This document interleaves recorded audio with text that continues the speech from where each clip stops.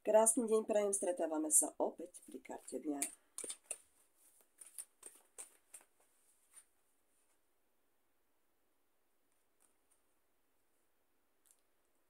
Osmička mečov.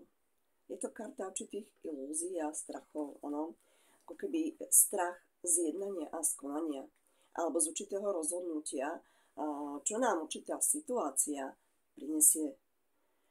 Takže väčšinou to je také zastavenie, čiže alebo pozastavenie určitých situácií, zahlbenie sa do seba a nájdenie správneho riešenia.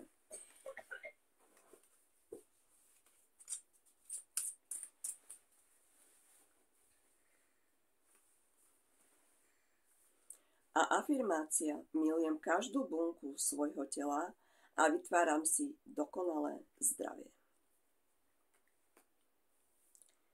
Majte sa krásne.